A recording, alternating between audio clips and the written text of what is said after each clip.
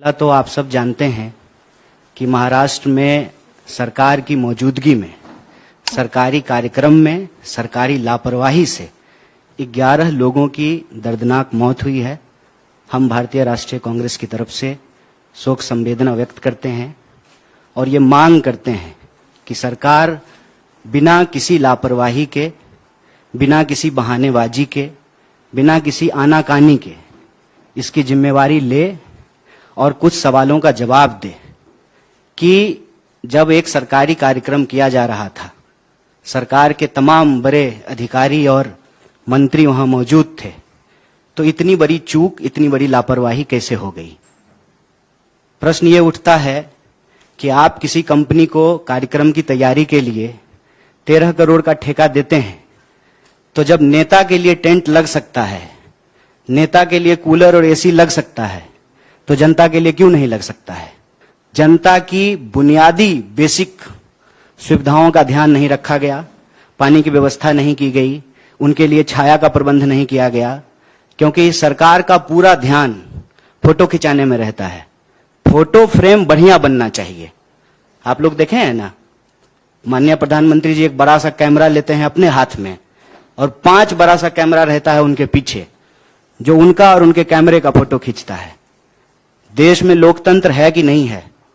अगर देश में लोकतंत्र है तो एक चुनी हुई सरकार अगर एक सरकारी कार्यक्रम कर रही है और वहां लोगों को यदि बुलाया गया है, उनके साथ अगर कोई हादसा होता है, तो इसकी जिम्मेवारी सरकार को लेना पड़ेगा कि आप घटना के बाद बहानेबाजी ना करें, इधर उधर की बात ना करें, जिम्मेवारी तय करें, जो लोग दोषी हैं उनके ऊपर कार्रवाई करें, और सबसे ज्यादा दोषी तो सरकार खुद है, तो यह दोष को अपने मत्थे ले और इस तरह की कोई भी घटना आने वाले दिनों में ना हो, इसको सुनिश्चित किया जाए।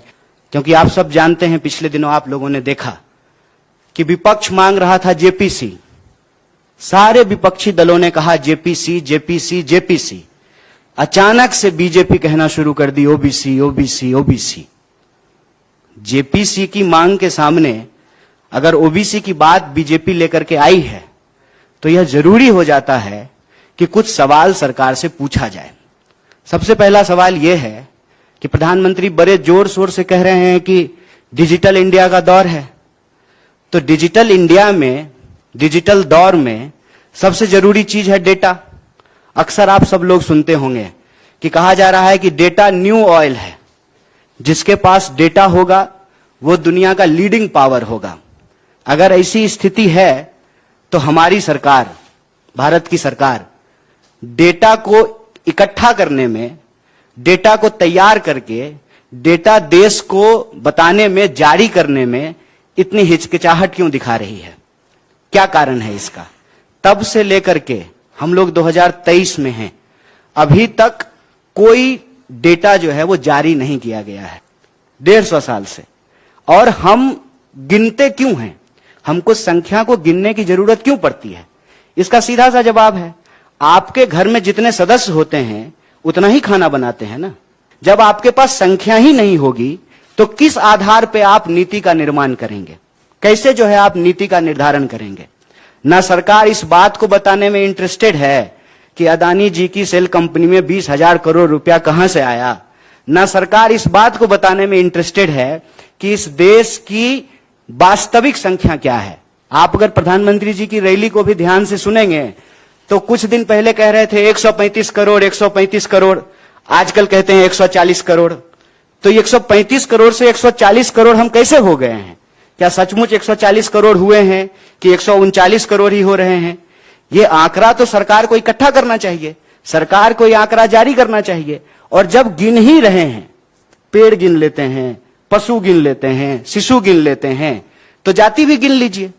आज देश को आखिर पता तो चले कि किस वर्ग के लोगों की वास्तविक हालत क्या है। प्रश्न यह है कि आंकड़ा क्यों छुपाया जा रहा है? और आप सबने देखा कि किस चालाकी से यह काम की जाती है। राहुल जी ने चोर को चोर कहा। अब बताइए, चौ को चौ नहीं कहेंगे तो 100 कहेंगे? चोर को चोर ही तो कहा था, तो इन्होंने कह दिया कि ओबीसी का अपमान कर रहे हैं। प्रधानमंत्री अपनी रैलियों में जाकर के कहते हैं कि मैं ओबीसी से आता हूं। अरे तो आप ओबीसी से आते हैं तो बहुत खुशी की बात है, बहुत अच्छी बात है कि ओबीसी देश का प्रधानमंत्री बना है।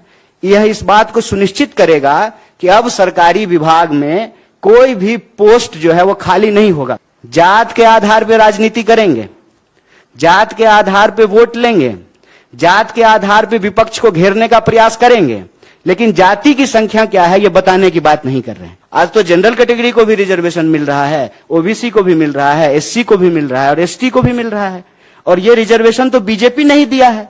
तो बीजेपी को यह बात स्पष्ट करना चाहिए। मतलब एक वर्ग को कह दें कि नहीं नहीं, गिनने की क्या जरूरत है, इससे समाज जो है उसमें जात पात फैलेगा, समाज में जातिवाद बढ़ेगा। अगर ओबीसी बोलने से समाज में जात पात फैलता है तो प्रधानमंत्री अपनी रैली में जाकर के ये क्यों कहते हैं कि मैं ओबीसी हूं?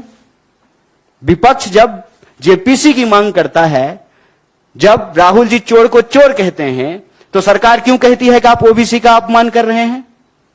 अगर यह शब्द बोलने से, यह शब्द कहने से, इसको गिनने से समाज में जात पात फैलता है, तो बीजेपी इसके आधार पर राजनीति क्यों करती है?